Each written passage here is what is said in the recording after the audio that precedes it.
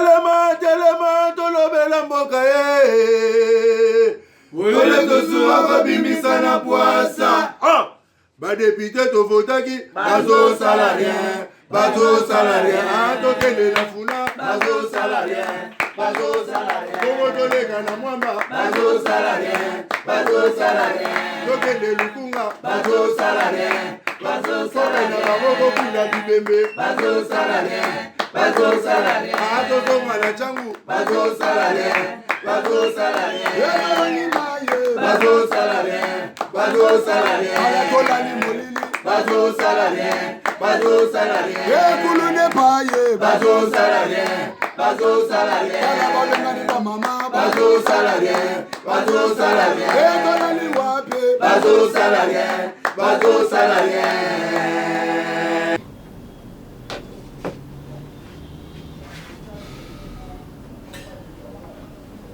Nazane sengo mingi tango tozalaka ensemble bino bato bozali libanda ya mboka bato ya Kinshasa bandeko na biso ba province ya ba bisika ndenge na ndenge bolandaka homme le serviteur na bino to soit Paul ça nga bien merci pour na suggestion na bino ba remarque na bino babilo mususu ba kisaka biso peut être non to kolisa moi maile parce que na loba chaque fois biso bato leka na télévision to leki bino bato landa biso na ndao na maile te bino boma ele des fois ko le kabiso ba licencié ba docteur ba sage ko le kabiso je vous dis vraiment un grand merci nazo banda émission na repesa ndé konangai pour Cabo de Paris na peso bambote belé boza ebelé nande konanga Dieu donné depuis Londres de konanga Patrick depuis Londres boza ebelé so na bani ko tanga vraiment na otanga ba mususu na oteka ba mususu ba États-Unis ba otangi bisoté ba to boyo otangi biso ba Afrique du Sud tangi ba to Brazza ko tuka ka otangi bisoté donc Naza ya bino, na ale kina bino, merci pour l'encouragement bozo pesa to soit Paul du jour au jour,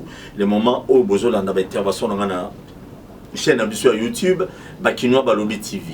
Chaîne abiso o yangai to soit Paul, ezali Bakinwa Balobi TV. Ceux qui ont s'abonné, ezali moko ya ba contribution munene ozo sala na humble serviteur na bino Paul to soit. Tout le monde bo s'abonner beta biso ke leki wana moi ma candidature bakiselaga ma candidature on est bien au niveau développement ngo mona ke eza apena kitoko et des fois na les abato mususu lelo na ye ko senga bolimbisi na bato nyonso on a les na la télévision du jour au jour lelo nazo beta ma solo misatu le solo ya IGF est-ce que IGF a comment tina suka ya mission na ye au chef de l'état créé qui agent bon agent soigné za la déjà est-ce que moment ya Kabila boyebi le zolo bambi ya bandaki ma ba kati ba komekate batika na bango est-ce que IGF a atteindre l'objectif na ye ya mibale détournement ya matériel ya sonorisation na musée national na biso na moment ya francophonie eza na ONG moko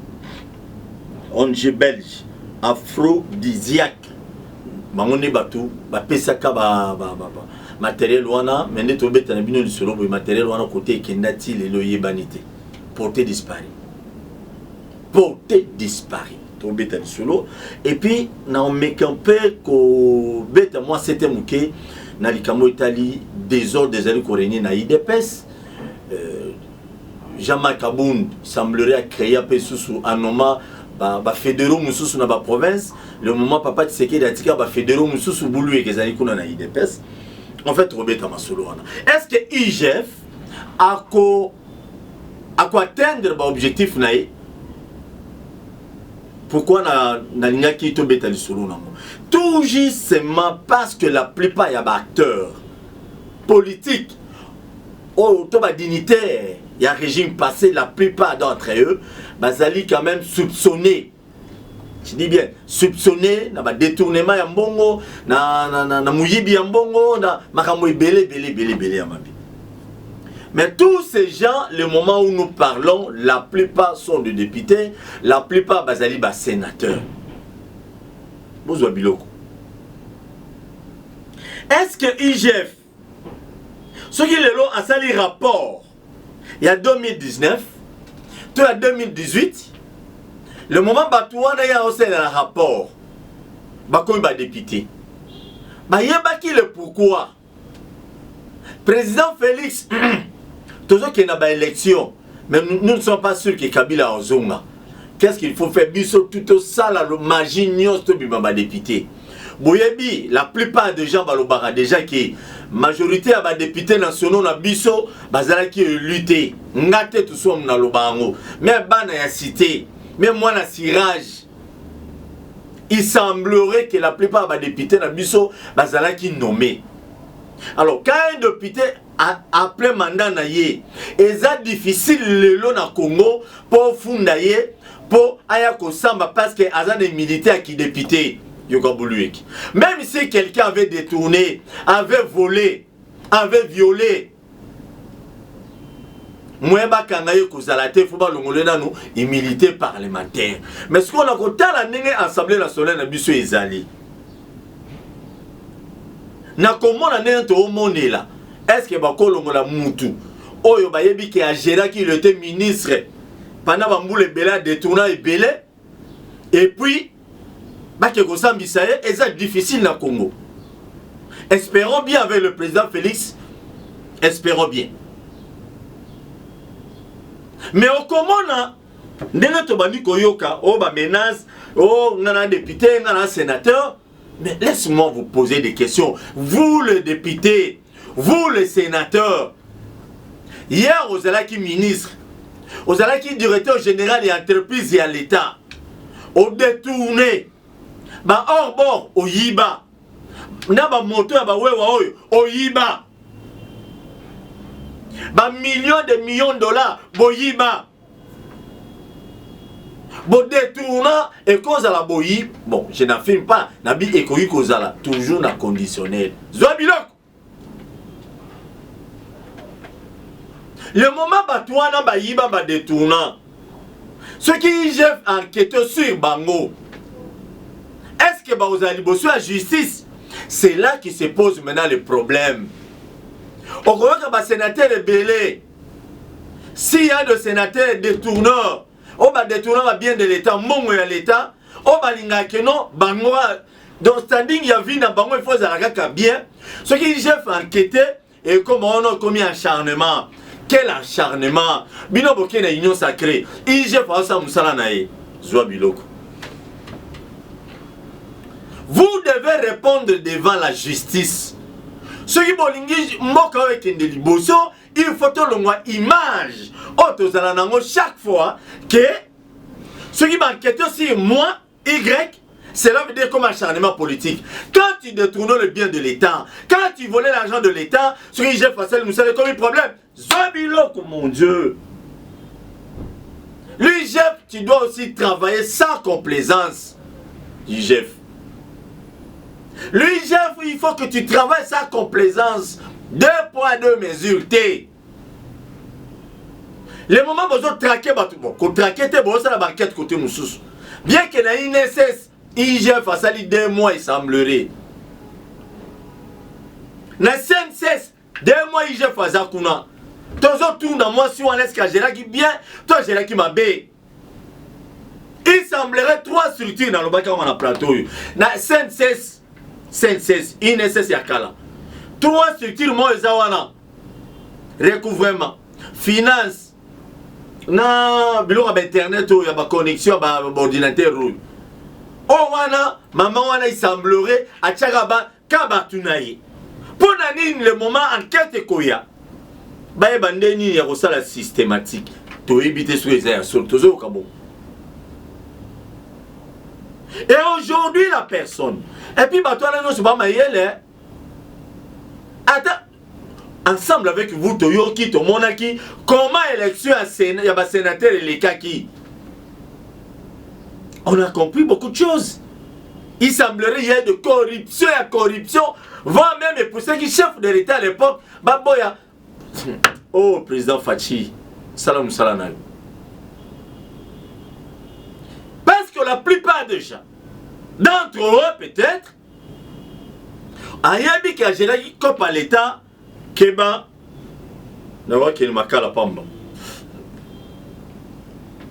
Mais le moment bino bozo l'accès que bozali bateau bozo qu'on représente le peuple. Mais bozali qu'on reflète image moko ya bien été. Qu'est-ce que l'État congolais doit faire avec vous? Vous devez répondre devant la justice. Monsieur les autorités, tous les responsables et IGF, Bossala Moussala Nabino. Yangonga la senga qui bino la fa passer IGF. Comme les députés et les sénateurs, ce sont eux qui vont vous prendre la tête. Parce que la plupart d'entre eux, ils vont se reprocher, Gérard qui m'a paix, tous eux c'est le komoko, Zoabilo. Botang la biso wa kombo ya batouana. Le moment bino pe bola li samasolo. Parce que l'IGF, maintenant vous devez travailler avec le peuple congolais. Tant vous travaillez dans le peuple, sous Canadil, Zoabilo. Le moment IGF, vous travaillez tout d'abord dans le peuple ndeni. Botang la biso wa kombo ya batouana. Donc il y a populaire de siéger, les besoins de parler du peuple pour va contacter, qui répondre à la justice. Comment quelqu'un qui a envolé, qui a tué, qui a détourné, mort et congolais, non mais qui a toujours qui bat militaire. Alors la question que te soit Paul se pose plutôt. Là qui n'a mis sur bazo qui n'est qu'un makassis. On demande qu'il y a étranger. Et le politicien bino voilà makina il y a des zombies. Non. Zoabiloko papa. Aux politiciens, aux députés, aux sénateurs, vous devez répondre devant la justice ce qui gèrent attari comme on a yo. La militaire, les journalistes, vous commencez à nous appeler, à nous menacer. Toi, il y a eu un moloba. Papa, Mobutu, Akanga Batuebele, na moment à Calais, il avait arrêté beaucoup de gens ici. Batumusu Bakoufa, Batumusu Batikala, Zobilok. Et vous devez répondre devant la justice. Le bien de l'État, nous sommes besoin, sénateur, député, vous devez avoir honte. On a un petit peu cravate, on a une peu mention, bon, moi j'appelle des ordres, mais je ne sais pas. Vous avez un bino, donc, donc qu'est-ce qu'il y a l'État et seulement pour la bilongi, la bino, politicien. Non, le peuple, non. Vous avez la reconnaissance dans Batouana, vous avez 500 francs, 1000 francs. Batongo maintenant des actes soit Paul naba maman bi pour naba nanyoyo. Boyo kata soni. IGF kobanga no mutute. Ata boyebala ina baona moma ya Kabila. Bosa na bango sala no musala. L'IGF bosa ko refléter déjà une fois que bosa no musala na bino bien, le peuple va vous applaudir. Mais bosa na nenga spectacle était. On a besoin tout le monde à la réalité. Vous attaquez. Vous interpellez Moutou, vous avez enquête, le rôle de la CNC, c'est pas maman, vous avez une enquête, vous avez un lobby, la CNC, ça ne va pas, on a détourné, mon on était qui est à gauche et droite, Zoabilok. On attend ça. Toyo Kakake, Bokenaki, Boye, Bobeti du solo, que non, on a trouvé la CNC, c'est pas moi, si on a, il y a ceci, il y a ceci.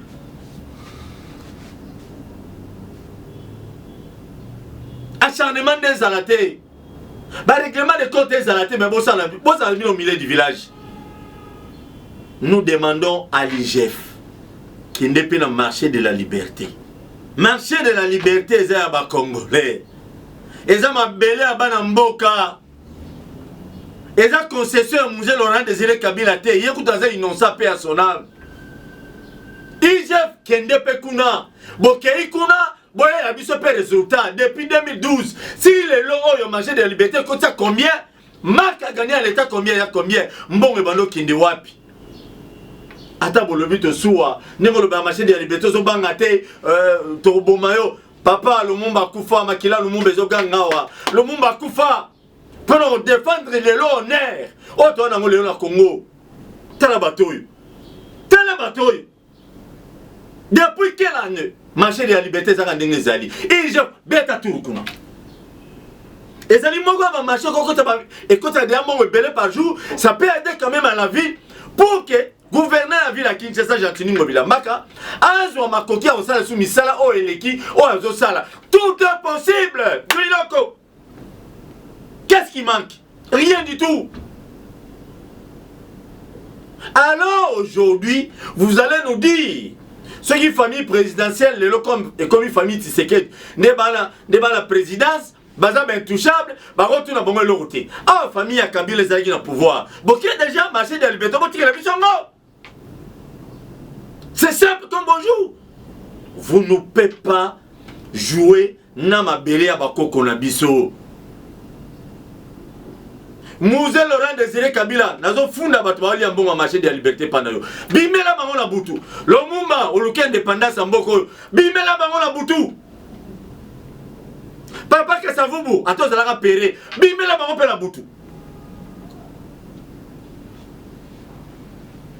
Mobutu ozala Maroc corps eza kuna mulimo eza na Congo bimela bato bazoli mbongo marché de la liberté Tokotika bango te bango ne bazalaka bien bango ne barulaka et puis le peuple souffre comme ça tala tout autour ya marché de la liberté wana et salité ce gouverneur lobby odana na semaka sina nini bobunga Zwa Biloko bobunga cette fois-ci marché de la liberté na ville ya Kinshasa bon matabokita IGF salam salana yo point barre cause la complexité odana na pitaka o nana na bengaka pas question Salam salano tozela. Francophonie est organisée dans mboka na biso na manda ya Kabila. Tant que francophonie est organisée, je crois, merci beaucoup Freitas Mbamako, comme d'habitude. Sur la Libana na Ibarati. Nous avons fait tous en ligne, toujours pongi boy.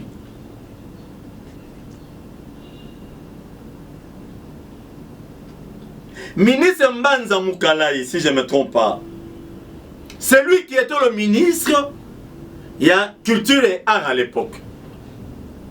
Maman francophonie, il y a oh non, il faut tout un musée national. Ici, il y a ceux qui babukara, na tembe wana, bon moni batonga le loyo, musée national. On j'ai mon moment de francophonie et yaka. John Lungila, mon ami, je te salue. Parmi batou, biso tozui. Tomemi dossier na mambo otoye ba kote biloko ekinda. John Lungila Paul Tosuwa ba mutombana to koti likambo. Ah mbongo ya te. Onje oyo aphrodisiaque ba ya na ba équipement de sonorisation pour la coéquiper biloko ebele na musée national. Donc ce tiango est équivalent à là ba 200 000 balles, 200 000 $. Mais la minute où tu as un bino du solo, attends, si tu as 10 cm, exacté, attends, on a un micro exacté, porté disparu. Bon, Kabilo quoi? Ha! Lungila, tu continues à dossier, tu n'as pas fort. Mise nationale, tu continues à côté, je crois, 2 fois. Non, c'est bon. Qui toko, donc, si on continue au Bunginetio, dans la ligne à la tête. Na mise. Mais sonorisation wana ekenda wapi paix à son âme ministre Mbanza Moukalai l'ancien moboutiste bon a habité soit comme kabiliste na habité ben instrument matériel wana nyoso ebunga siko se makambo wana lelo ici ça bani koloba à côté sénateur mon bonne mudazwa qui en même na campagne na ye bakangi comme yo ni problème mais c'est regrettable dans ce pays. Bonjour, on est pour l'intérêt national. Matériel est kinda wapi. Yo mototio ça l'intérim ya ministère wana. Et kenda wapi biloko wana, et kenda wapi. Matériel de sonorisation la musée national. Détourné et comment tu te peux un individu mon boy. Quel individu? À l'époque comme les alaki ceux qui au cadre de la Kabila ceux qui m'ont la bonga bengi boykei. Toni to yebe kenda ki wapi. Monsieur le président de la République, voilà le dossier musée national. Toye baba instrument qui n'a qui wat et il y a qui pour la famille Y politiciens sont le paralateur et il y a qui ne pour l'intérêt national. Voilà les politiciens bazo détourner na matériel de sonorisation, il y a musée national, cela veut dire baza banti valeur batouana. Vous avez banti valeur? Donc il y a ko qui est le bosoté. Donc, mentalité politique congolaise toujours moulima détourné, mais ça y est pembé. Pourquoi? Parce que l'État a été. Comme l'État a été, ton Seigneur Nabino, chef de l'État, monsieur le président de la République, sonorisation, wana, biloko wana mutazwa ki ango, je crois qu'il y a John Lungila poto beta moubi. Tozo côté autant la bino va comment bato va détourner ki biloko sonorisation. Il y a musée national. Et puis ça na soni ONG belge et ils offrent na bino bozui politiciens yo détourner kina. OK na ngwapi. Et quand on peut ça on donne avec l'église dans le moment campagne hein. Pas biloko wana papa to beta solo ka besoin de biloko wana et puis ba exonérer qui on peut yao. Ko va mise là qui on depuis matadi. Musée national du solo to landeli a motina li fobo. John Lungila na ba confrère monsieur boya to kota to défendre. To bimisa matériel na. So pesa qui ba passer mombo. Passer bino to zo bilo a campagne. Si ba micro na ba ba fena bilo wana se retrouver na l'église na bino, to va récupérer. Qu'est-ce qui se passe dans l'IDPS? Tout le monde a l'IDPS, Fatibé, béton, volcan. Mais, boulou yé kezali kuna. D'ailleurs, je perds que demain ou le lendemain, l'élection s'est mise en Moka, l'IDPS a gagné l'élection du sous. Zobiloko. Je perds que l'IDPS a, face à l'élection, l'IDPS a gagné les sous l'élection. À ce matin, 200, 300 députés, des PP dans un 150, bien, va me souvenir qu'il y a une sacrée. On a peur. Il semblerait, Papa Tshisekedi de son vivant, a tika qui va fédéraux, va fédération, hein, va fédération, va province d'Inglandingi. Na ba satia IDPS. Déjà le président Aya Zalagate, il semblerait. Alors qu'est-ce qui se pose? Problème se poser au niveau ni. Fédération Papa Tshisekedi a nommé qui kala, na ba province d'Inglandingi. Bato ba yesiko ba nommé pe ba fédéraux mususu. Or que c'est le statut na bango. Avant ba nommer ba fédéraux mususu, il faut après congrès, mouton za la désigner Papa Tshisekedi a plein pouvoir, yene mutako nommer. Mais si que le moment des ordres dans chaque province, il y a deux fédérations. Il y a IDPS. Tant est-ce bleu que ça dit. Le moment ma fédération a mis balé. Fédération oya batu ba gérer IDPS lelo na fédération ya Papa Tshisekedi. Siko ba mususu ba opazala nommé pas Papa Tshisekedi bazo boya ba on a un niveau moins incroyable. Et c'est par là que j'ai dit. Et ça se posait problème hein. On a vu l'installation dans le bâtiment sur la Kinshasa. Ce sont les mêmes bateaux basés contre Bakebu. Mais dans le moment de l'élection, dans le Mouboulou, IDPS, organisez-vous déjà. Organisez-vous avant les élections. IDPS, organisez-vous. Dans le moment où IDPS, pose le patrimoine national. IDPS, c'est un moutouté. Zobilok. Et c'est un patrimoine national IDPS. Des autres années IDPS, on ne s'attendait même pas que des autres à Boykozal. Président Félix, donc hier, président Batunou a parti politique tout. Mais Bino Batubozo gérer, organiser le parti pour qu'il y ait un congrès, pour organiser ma solo. Mais comme IDPS, c'est encore dans notre Mikolo. PPD, qu'est-ce qui ne va pas? Organisez-vous aussi, mais l'élection Zoya, Koto Bangalas, Koto Shadana Batunaï, Koto Boy, qu'est-ce que vous voulez? Le PPRD, moins de quelques années seulement, Boti Bokunzi, des autres de la Boy. Il y a un azar ou mituna, ma parti politique qu'on a compris. PPRD est un bazar qui a pouvoir, bazar qui est organisé, structuré, bazar qui a Kabila, bazar Shadai. Les gens, ils ne sont plus dans le pouvoir. Allez, moi, on a Bendana. Qu'est-ce qui ne va pas? Ceux qui disent bon ensemble, bon organiser PPD devant non PPD Gokufate. Organiser le PPD. Babiso batosu a on besoin tout le monde a PPD zo vivre. Moi mulunge PPD za lango, il faut za la pour équilibrer ça là. Toi tu on se voit les faces hein. Toi tu on se voit les faces. Donc pour politique il y a PPD là IDPS. À quoi on a le PPD qui est dans l'opposition. Et on sait la bien, Ningisa Congo bien. PPD, organisez-vous. Bon, mon non, c'est fou. Non, ni Mouta Jimmy, ni à Chadarité. Organisez-vous, nous avons besoin de PPD Zala. Tout le monde a Bino. Babino, il a ça va nous critiquer Bino. PPD va gérer ma B. PPD Boy. Organisez-vous. Bino P. Boy, ça va nous. Boy, Sikoyo. Boy, la carte à cop. On a besoin de vous, PPRD. Avec beaucoup de respect, Chadari, Emmanuel, organise le PPRD. Vous, tous les classiques, vous dites, votre PPRD Koufa. Non, vous avez sa mémoire. Il y a papa, Mouzé Laurent Désiré Kabila. Organisez le PPRD. Ce n'est pas tout le monde. Ce n'est pas tous les Congolais qui ont un PPRD. Les fans de PPRD, ils ont alors, bino bolimo tina bango. Tant que tu des autres na PPRD, bino nyonso, na bangalas, bino tout. Bon, organisez le PPRD. Alors, vos militants va na cité, bazo banga koya na basiège na activité na bino. Alors, bon tia bango, bon tia on est pas na bakas. Zabilo papa, organisez le PPRD, vous les cadres. Pour la mémoire, il y a Joseph Kabila. Moudatiki au konzi, sodatiki au konzi. Ça, ça se met à tontonté. China Rambo, Zoa Biloko. De même aussi, tous les gens Liota Njoli, bienvenue.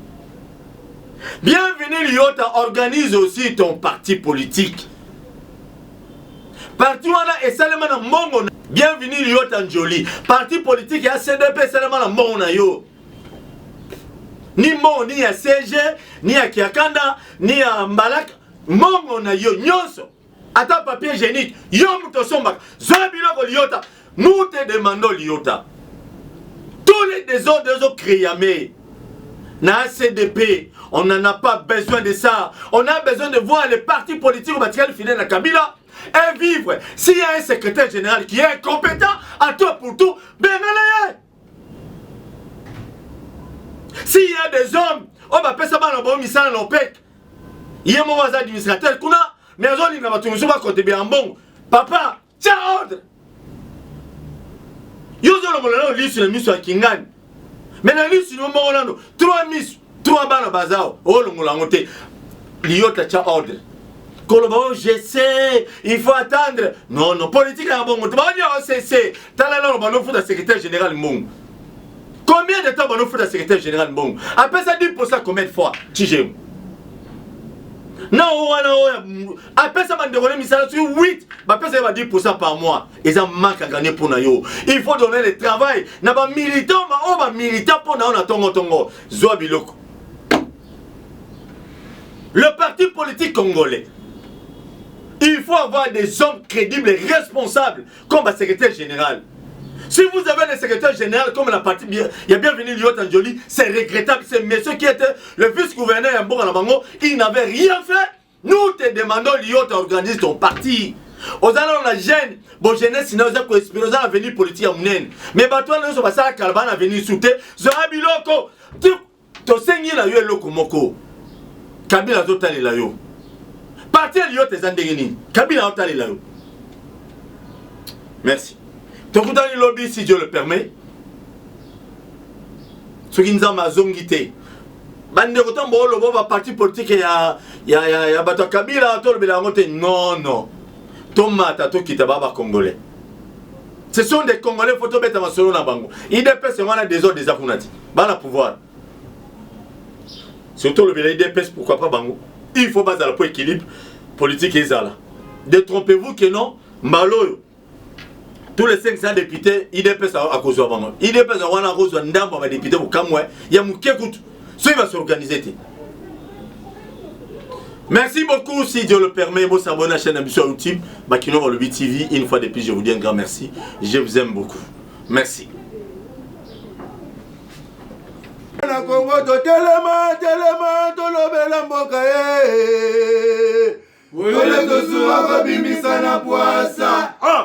Badepite to votaki bazo salarien, bazo salarien, to tele la funa bazo salarien, bazo salarien. Komo to lega na mwamba bazo salarien, bazo salarien. To tele lukunga bazo salarien, bazo salarien. Na boko kula dibembe bazo salarien, bazo salarien. Ato to mala changu bazo salarien, bazo salarien. Bazo salarien, bazo salarien. Bazo salarien, bazo salarien. Kulune paye, bazo salarien, bazo salarien. Bazo salarien, bazo salarien. Bazo salarien, bazo salarien.